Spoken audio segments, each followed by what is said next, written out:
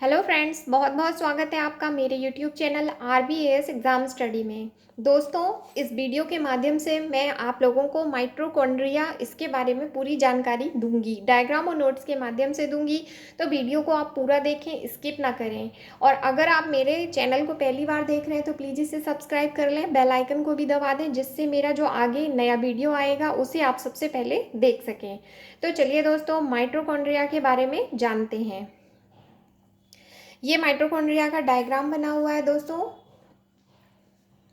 सबसे पहले मैं यहाँ पे बताना चाहूँगी कि जो कोशिका होती है उसके 3 भाग होते हैं। तो इसमें सबसे पहला भाग सेल मेम्ब्रेन या कोशिका झिल्ली होती है। दूसरा भाग होता है इसका कोशिका द्रव्य या साइटोप्लाज्म, और तीसरा भाग होता है इसका केंद्रक। तो जो साइटोप्लाज्म वाला भाग है, इसी में माइटोकॉन्ड्रिया जो होते हैं ये बिखरे हुए पाए जाते हैं साइटोप्लाज्म में, कोशिका द्रव्य में।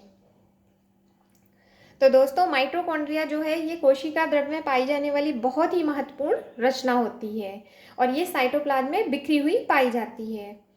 दोस्तों, माइटोकॉन्ड्रिया की सबसे पहले खोज जो है वो कॉलेकर नामक जो साइंटिस्ट थे इन्होंने की थी। उसके बाद जो अल्टमान नामक साइंटिस्ट थे उन्होंने 1890 में इन्हें कणिका के रूप में देखा था और फिर इसको बायोब्लास्ट का नाम दिया था। उसके बाद साइंटिस्ट आए बेंडा, इन्होंने 1897 में इसका नामकरण किया। इसे सबसे पहले नाम दिया इन्होंने माइटोकॉन्ड्रिया। उसके बाद है जो माइटोकॉन्ड्रिया है ये साइटोप्लाज्म या कोशिका द्रव्य में कणों के रूप में, सूत्रों के रूप में, छड़ों और गोलकों के रूप में ये पूरा बिखरा हुआ होता है।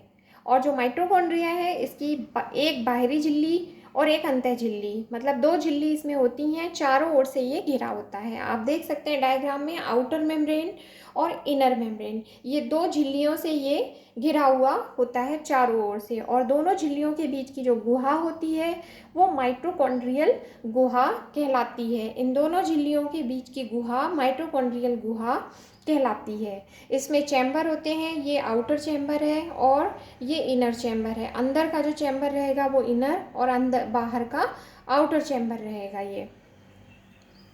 ये जो झिल्ली के बीच में जो माइटोकॉन्ड्रियल गुहा होती है ये लगभग 60 से 70 एंगस्ट्रम मोटी जगह को ये घेरती है। और इन दोनों झिल्लियों के नीचे एक तरल द्रव भरा होता है जिसे मैट्रिक्स कहते हैं। ये देख सकते हैं आप, ये लिखा हुआ है मैट्रिक्स। तो इन दोनों झिल्लियों के नीचे मैट्रिक्स भरा होता है और इसी मैट्रिक्स में DNA, RNA, 70 इस प्रकार के राइबोसोम और श्वसन एंजाइम और लिपिड इसमें उपस्थित होते हैं। उसके बाद है माइटोकॉन्ड्रिया की जो अंदर वाली सतह होती है दोस्तों, या इससे बहुत सारे उंगली के समान फोल्ड्स निकलते हैं। ये आप देख सकते हैं, ये इनर मेम्ब्रेन है, इससे बहुत सारे उंगली के समान उंगली की तरह ये फोल्ड्स निकल रहे हैं, ये निकलते हैं और माइटोकॉन्ड्रियल गुहा मैट्रिक्स में ये लटके रहते हैं। इन्हीं को हम क्रिस्टी कहते हैं, माइटोकॉन्ड्रियल क्रिस्टी। और इसकी दीवार पर बहुत सारे श्वसन से संबंधित एंजाइम्स जो होते हैं वो श्रृंखलाबद्ध लगे होते हैं इन्हीं की क्रिस्टी की दीवारों पर। जो क्रिस्टी की सतह होती है, F1 कण या ऑक्सीसोम पाए जाते हैं, इन्हीं को F1 कण या ऑक्सीसोम कहते हैं। ये आप देख सकते हैं F1 पार्टिकल, ये क्रिस्टी की सतह पर लगे होते हैं और इन्हीं में ATP के संश्लेषण से संबंधित बहुत सारे एंजाइम्स पाए जाते हैं। उसके बाद है माइटोकॉन्ड्रिया को कोशिका का ऊर्जा गृह या पावर हाउस ऑफ सेल भी कहते हैं। क्यों?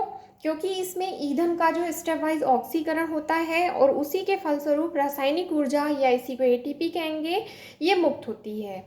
तो इसलिए इसको पावर हाउस ऑफ सेल भी कहा जाता है माइटोकॉन्ड्रिया को।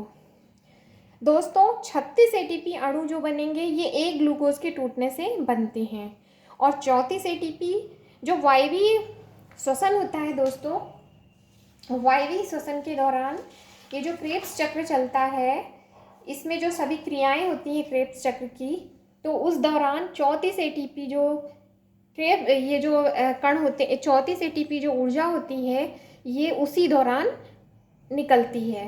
माइटोकॉन्ड्रिया में ही ये बनते हैं, ये 34 ATP अणु।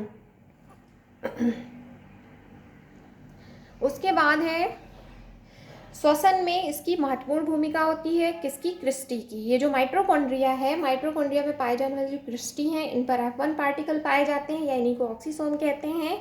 तो इनकी श्वसन में महत्वपूर्ण भूमिका होती है माइटोकॉन्ड्रिया की। दोस्तों, प्लांट सेल में एनिमल सेल की अपेक्षा माइटोकॉन्ड्रिया की जो संख्या होती है वो कम होती है।